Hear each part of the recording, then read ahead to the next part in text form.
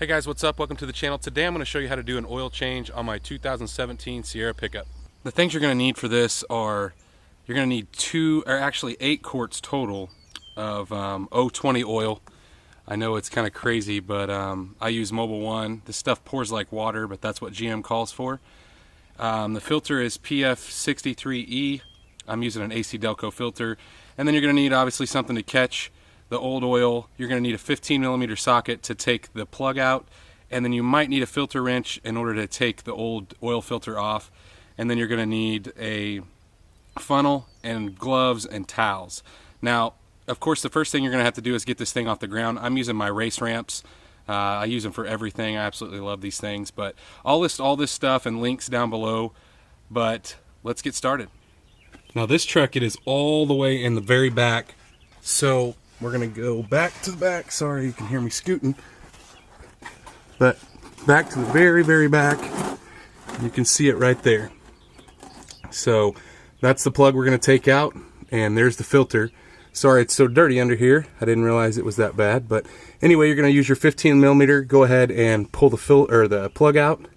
And we'll probably pull the filter off at the same time. I have a couple different filter wrench options. So this one goes on the end of a socket. On the end of a ratchet, and this one is just, it gets tight as you swing it around. Either one will work. I generally don't use these putting them back in, just because you don't want it that tight. You just want it hand tight, but if my hands are kind of oily, which you can kind of see they are, sometimes it makes putting the new one on a little tough, so I'll use this just to get it snug. But anyway, I'll list these down below. Either one of these will work, so now we're going to take that filter off.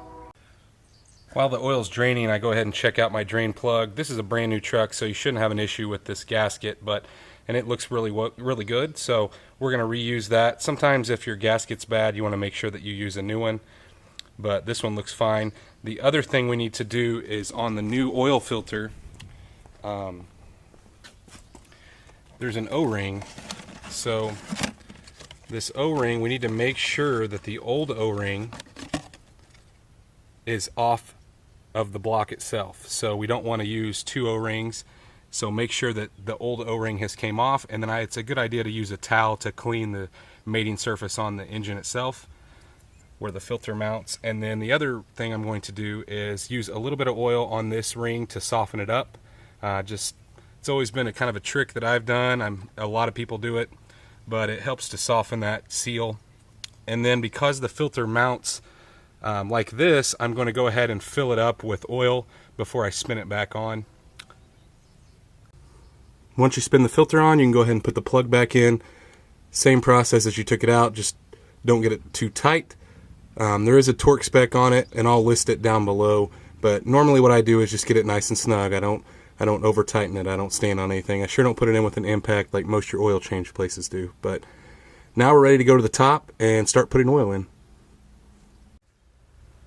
On the driver's side is where you're going to find the fill plug, so we're just going to turn it, take it out, set it aside for the second, and put a funnel in.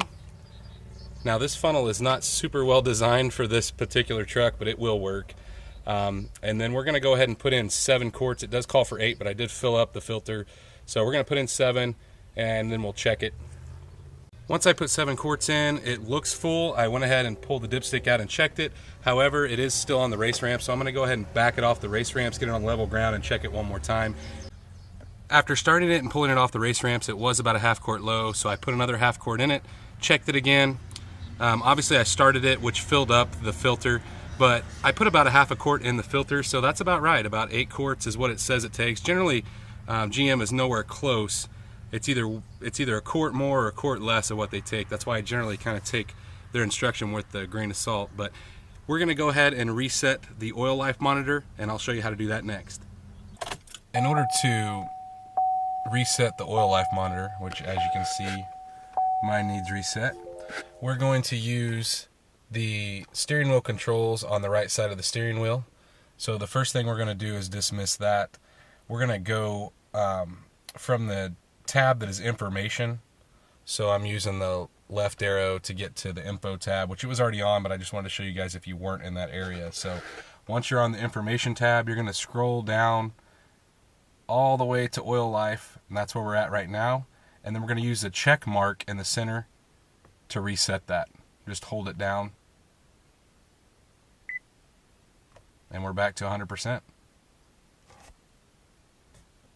And just like that, we're all finished. It's an easy project. Anybody can do this. That's why I wanted to make this video, to make it possible for other people to do this if you're not comfortable doing it. You can take your car to an oil change place. You never know what you're going to get. I have no idea what type of oil they're pouring in it. They say one thing, sometimes you get another. Sometimes you leave without the plug-in. There's a ton of other issues that could go wrong. So I always do my oil changes myself, regardless of what vehicle it is. But if you guys like this video, please drop a comment down below or hit the thumbs up button. If you haven't subscribed to my channel, please consider doing so and hit that little bell icon down in the corner to let you guys know every time I put a new video up. If you guys have any suggestions of something I should do next or any questions, you can put it down in the comments. I read every one of my comments. And you can also hit me up at Instagram, TW Motorsports, or you can hit up or drop me an email at twmotorsports@hotmail.com. Thanks for watching, guys. Tune in to see what happens next.